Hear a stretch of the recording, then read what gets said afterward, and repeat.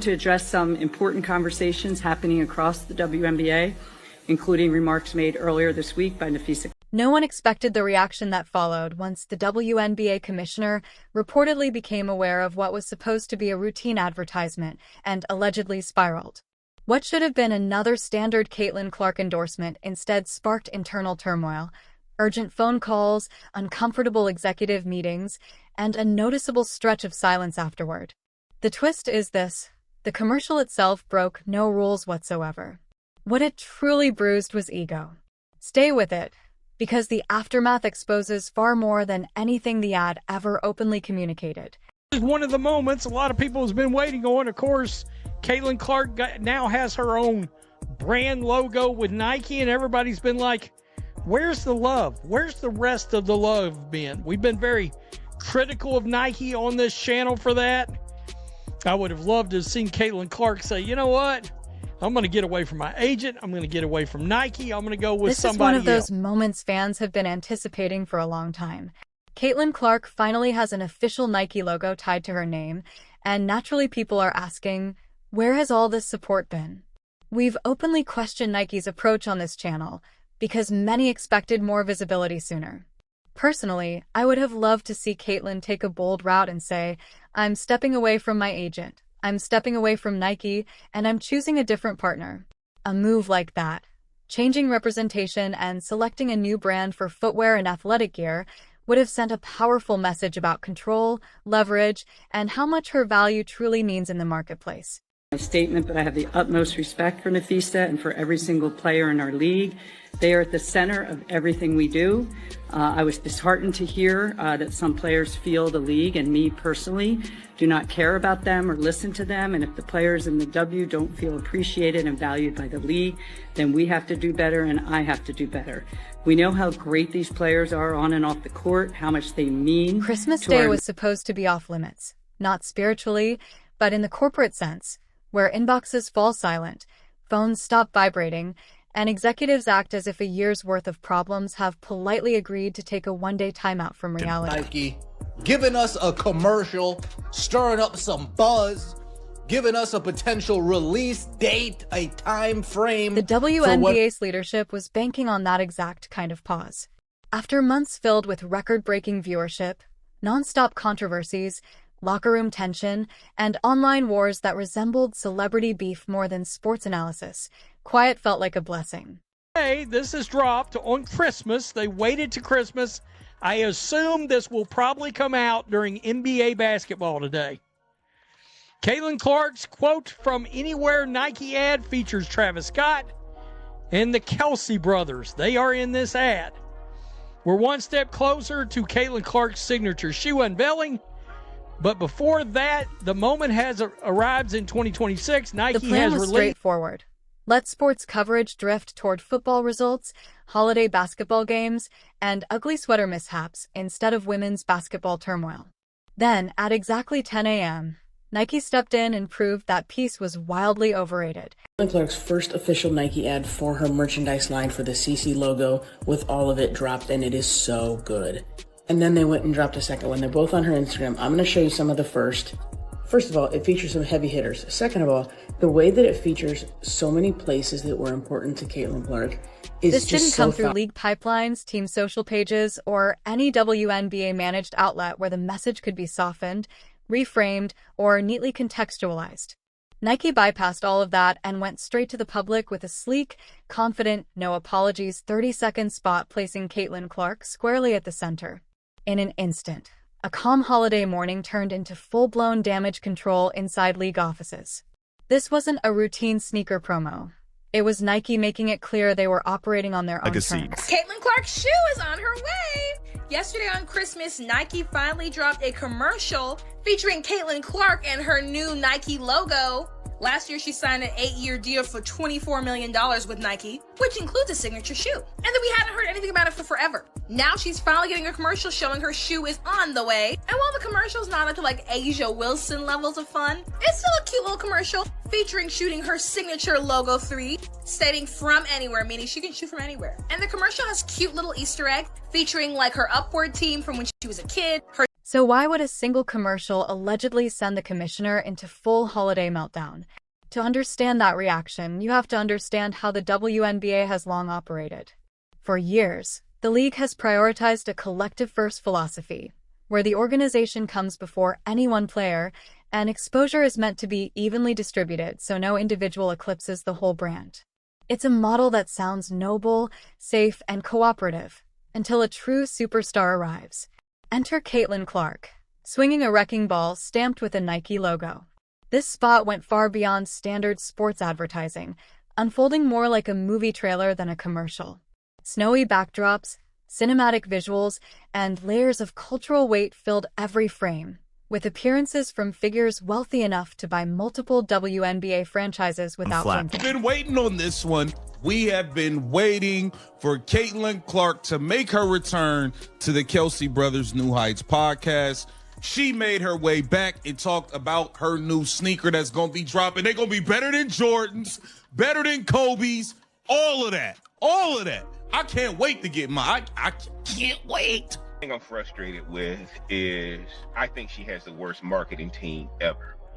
I've never seen a marketing team that allows a player to completely What wasn't alienate. included sent an even stronger message than what appeared on screen.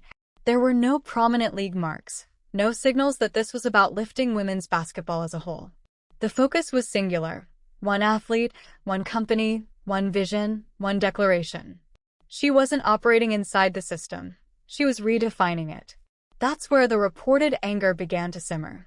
When your job is built around preserving balance, optics, and control, watching a major sponsor effectively announce that your approval doesn't matter feels less like marketing and more like open defiance. Nike didn't just spotlight Caitlin Clark. They positioned her above the league itself. There were no permission requests, no coordination, no performative teamwork. They simply released it and let the internet do the rest. As board members started raising uncomfortable questions, the commissioner was forced to realize the landscape had shifted. While she focused on keeping everything neatly aligned, the commercial's deliberate omissions only amplified the disruption. No WNBA highlight montages, no nods to league history, no shared spotlight at all. Back. Well, kinda. It's not like Caitlin Clark fell off or anything, but she was just absent for so much of 2025 after the huge 2024. And it seems like things are lining up for her to have a massive 2026. There's really three reasons behind that. I'll go through them one after the other. But the first reason is the Nike collab, right? We've seen the commercial. What wasn't included sent an even stronger message than what appeared on screen. There were no prominent league marks, no signals that this was about lifting women's basketball as a whole. The focus was singular: one athlete, one company, one vision, one declaration. She wasn't operating inside the system. She was redefining it. That's where the reported anger began to simmer. When your job is built around preserving balance, optics, and control, watching a major sponsor effectively announce that your approval doesn't matter feels less like marketing and more like open defiance. Nike didn't just spotlight Caitlin Clark. They positioned her above the league itself. There were no permission requests, no coordination, no performative teamwork. They simply released it and let the internet do the rest. As board members started raising uncomfortable questions, the commissioner was forced to realize the landscape had shifted. While she focused on keeping everything neatly aligned, the commercial's deliberate omissions only amplified the disruption. No WNBA highlight montages, no nods to league history, no shared spotlight at all. For the Caitlin Clark sneaker since Iowa. Honestly, we've been waiting since Iowa. I don't know what took Nike so long. Maybe she'll break it down. I feel like they should have had her signature sneaker ready to go for her rookie season. Like, it should have been ready to go. She should not have had to wait until year 3. Are you kidding me? Are you kidding me? At the time, the narrative claimed she was making the wrong choice, passing up an opportunity to grow the game, choosing rest over responsibility. Then Christmas morning hit, and Nike's commercial wiped that storyline out in 30 seconds. The data told a brutal story. Clark's had pulled more engagement in a single day than the rival league's entire launch campaign combined, not by a small margin, but by an overwhelming one. These were the kind of results that caused polished presentation decks to quietly disappear from executive meetings. The truth became unavoidable. The league didn't create Caitlin Clark's fame. She was dragging the league forward on her own. Once that reality sets in, leverage evaporates. Star power doesn't come cheap. The spot looked like Super Bowl-level production, not a throwaway holiday post, with every shot signaling major investment. The contrast was impossible to miss. Clark stood at the center of a massive marketing machine, while her league still wrestles with basic production quality, limited broadcast reach, and salaries that don't come close to matching her off-court earning power. The ad didn't just sell products. It exposed the widening gap between individual value and institutional compensation. Nike has done that, over the generations and with some of their athletes, but we saw that launch on Christmas Day, which lets you know that the arrival of the shoes and the other things are imminent. The merch, obviously, is already out there and available. The message there, you can make it from anywhere. You see New Heights, which she was back on. Well, I'll play you some of that in just a second. But you got all of this snowballing. And when that shoe arrives and all of this stuff drops in the For a spring, commissioner juggling contract negotiations and strategic growth, this is a nightmare scenario. Every player, agent, and labor representative now has hard proof that huge sums exist, but none are coming through official league channels. Team ownership wasn't exactly cheering either. When your most valuable asset becomes a marketing phenomenon and the league sees no revenue from it, tough questions erupt immediately. Where are the returns? Why wasn't this coordinated? Why does it feel like we're on the sidelines while Nike cashes in? Consider other elite athletes, champions, veterans, models of consistency, also sponsored by Nike and equally deserving of recognition. Yet the presentation gap was glaring. Clark's commercial looked like a blockbuster, while others were treated like standard obligations. Fair or not, perception rules in sports marketing, and the sense that Nike was giving one player premium treatment while everyone else got the bare minimum only intensified existing frustration. Coach, none of these people are the people who root for Caitlin Clark. And y'all remember I've said on previous videos, Angel Reese may not be the basketball player that Caitlin Clark is, but Angel Reese's marketing team does something very well, and that is catering to and maximizing her base. We all know who watch Caitlin Clark, guys. It's a conservative male audience, and Nike wants nothing to do with that. And when I get it. Veteran competitors who've carried league responsibilities for years now watched a rookie receive marketing treatment, usually reserved for all-time icons. Bitterness doesn't need reason to take root. It only needs visible inequality. The commissioner had already spent 2 seasons trying to maintain stability amid questionable contracts, talent acquisitions, and social media battles. The league was teetering between healthy competition and chaos, and this commercial didn't just upset that balance. It obliterated it. From that point forward, every hard foul would be scrutinized, every on-court confrontation interpreted through the lens of envy, and every aggressive play spun into narratives of favoritism or disrespect. When basketball becomes social commentary, the game itself suffers. Nike went even further. No nods to history, no respect for trailblazers, no ceremonial recognition of legacy. This ad bypassed tradition entirely, ignored institutional approval, and positioned Clark alongside international male superstars, daring anyone to challenge the comparison. For loyal fans and retired players who revere long-standing customs, it felt like an outright dismissal. For the commissioner, another nearly impossible diplomatic challenge arose.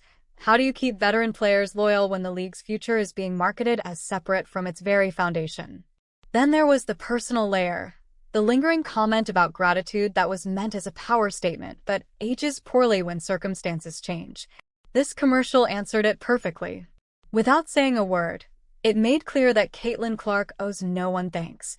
Her value is entirely self-contained. She draws audiences, locks in sponsorships, and generates attention, and that imbalance threatens institutional stability. Once the discussion shifts from whether an athlete fits the league to whether the league even deserves that athlete, everything changes. Suddenly, independent ventures start to seem strategic rather than reckless. When a 30-second spot outperforms entire organizational campaigns, the potential of personal tours, international exhibitions, or sponsor-driven alternatives becomes obvious. Nike gets it. Amazon gets it. Media conglomerates get it. The commissioner recognizes this too, which helps explain why the reported anger felt so intense. Anger is easier to express than admitting vulnerability. Even with the added sting of the international angle, that tagline, promising global reach from anywhere, highlighted Clark's universal appeal. Fans around the world quickly realized they couldn't access the advertised products, sparking a social media firestorm.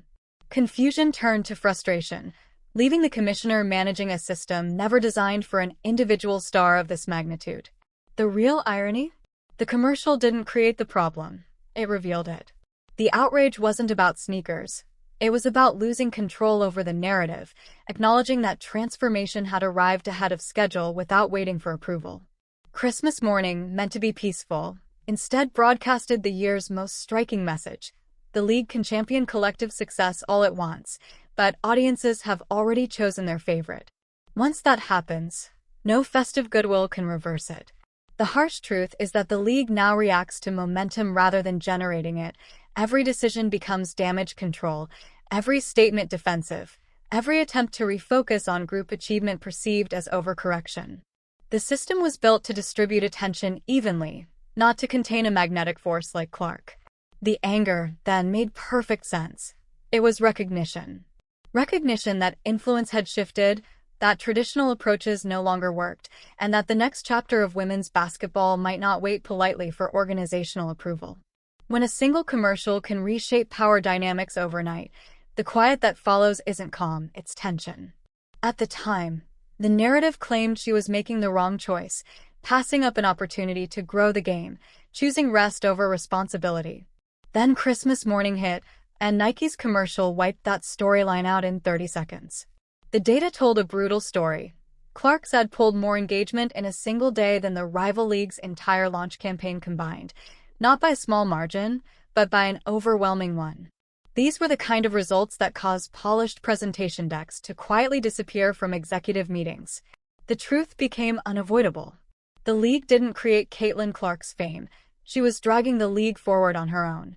Once that reality sets in, leverage evaporates. Star power doesn't come cheap. The spot looked like Super Bowl-level production, not a throwaway